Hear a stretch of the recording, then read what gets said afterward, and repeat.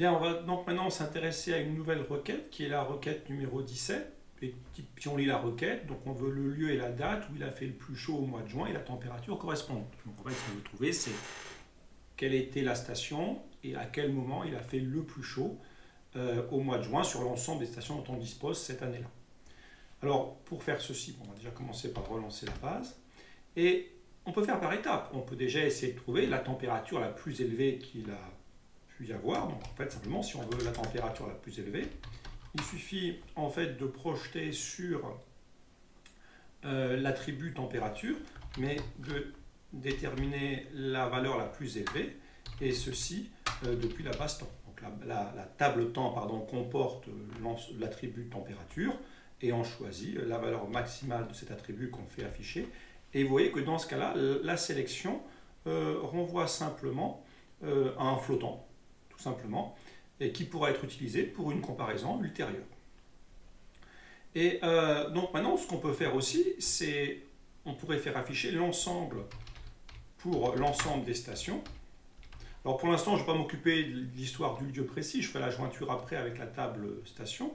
Je vais simplement faire afficher l'ensemble des numéros de station, l'ensemble des dates et l'ensemble des températures depuis la base temps.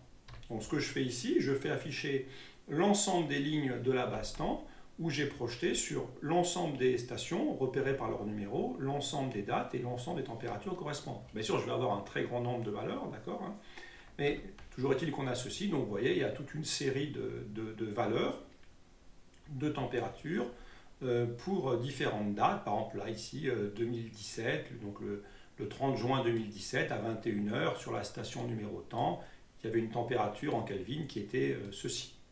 Voilà. Alors, on peut remarquer qu'on peut déjà, on pourrait trier ça pour remarquer qu'en fait, la valeur que l'on cherche, order by, il faudrait quand même ordonner par la bonne chose, donc order by t, pardon, et on peut laisser comme ça pour l'instant. Voilà. Et on voit en fait que ce qu'on veut, c'est ça, quoi. Parce que là, j'ai pris l'ensemble des températures et je les ai fait ordonner sur ce que la température la plus élevée. Et ce que je veux, c'est la dernière valeur. Ok. Donc en fait, une façon de faire pour terminer comme ceci, c'est simplement, maintenant qu'on est ici, de changer l'ordre pour que la valeur apparaisse en premier. Comme ça, donc en faisant ordre descendant, je vais renverser l'ordre. Et simplement, ce que je vais faire limite 1. D'accord ? Donc en fait, ce que je vais faire, là, j'ordonne cette liste-là, pas dans l'ordre croissant, mais dans l'ordre décroissant, et je ne regarde que la première valeur. Et donc si je fais ça, eh bien, il ne restera que cette valeur-là, qui est la dernière dans cet ordre-là, mais qui est la première dans l'autre ordre. Voilà. Et donc maintenant, ce que j'ai, c'est... et donc on peut comparer que c'est bien la valeur, vous voyez, si on compare à ça, c'est bien la valeur la plus élevée. Vous voyez ? Donc comment s'en sortir? Ok, vous faites afficher l'ensemble des valeurs par ordre décroissant, et vous ne gardez que la première. Alors maintenant, bon, il reste bien sûr à faire la jointure, mais ça c'est le plus compliqué, d'accord? Donc maintenant, si on veut faire la jointure, on va d'abord remettre tous les attributs avec leur bonne table. Voilà, et maintenant je peux rajouter par exemple le nom de la station. Et bien sûr, il faut que je fasse la jointure, mais ça c'est toujours la même chose. En utilisant l'attribut commun qui est donc numéro station. Voilà. Et donc là, normalement, il ne doit pas y avoir de S à nom. Ok, comme ceci. Et, voilà. Et donc là, maintenant, bon, l'avantage, c'est qu'on voit que ça s'est passé à Blagnac-Toulouse. Et on peut améliorer encore un peu si on veut. On peut retrancher 273.15 et comme ça, on aura la température en degrés Celsius. Donc voilà pour la réponse. Encore une fois, qu'est-ce qu'on a fait? On a sélectionné l'ensemble des températures, on a fait ordonner par ordre décroissant et on a conservé uniquement la plus élevée de ces températures et on a obtenu la réponse. Alors, si on fait comme ceci, on pourrait se dire, bon, est-ce que c'est vraiment optimal? Parce que finalement, on a quand même fait un order by et quand vous faites un order by, c'est un tri. Donc si vous avez par exemple n valeurs de température, quand vous faites le order by, bon, même avec un tri efficace, vous allez être en moyenne en n log de n. Alors on se dit, vu qu'on a besoin, alors qu'on va chercher un maximum, on sait que normalement, bon, faire un tri pour chercher un maximum, c'est pas forcément optimal. Alors là, c'est un petit peu arrangé parce que en fait, lorsqu'on fait limite 1, disons que les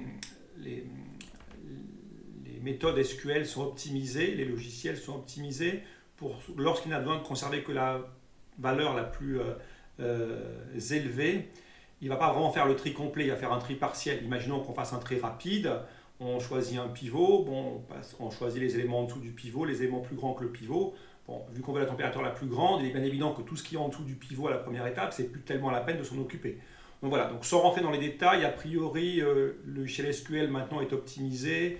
Et disons que même si pour trouver un max, on passe ici par un tri, ce n'est pas un vrai problème très très grave, d'accord, donc c'est acceptable. Voilà, alors on peut quand même présenter une autre méthode qui ne nécessiterait pas de faire le tri. Et là, on va réutiliser l'option du max. Et ce qu'on va faire simplement, donc si je reviens sur une requête un peu préalable, qui a pu être celle-ci par exemple, eh bien, ce que je vais faire maintenant, alors je vais par contre laisser ça, et ce que je vais faire maintenant, c'est que, eh bien, simplement, pour terminer, il me suffit de sélectionner.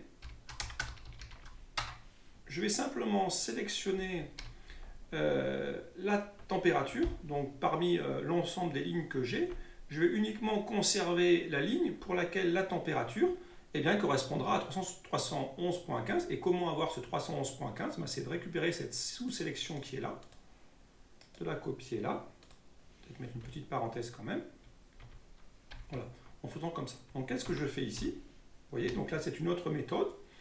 Vous allez faire une première requête dans laquelle vous cherchez la température maximale, et ensuite, dans votre affichage, vous sélectionnez la ligne pour laquelle la température est maximale. Et là on peut rajouter, vu qu'on n'utilise plus, c'est pas vraiment indispensable, mais vu qu'on a plusieurs barres, on va faire ça proprement comme ça.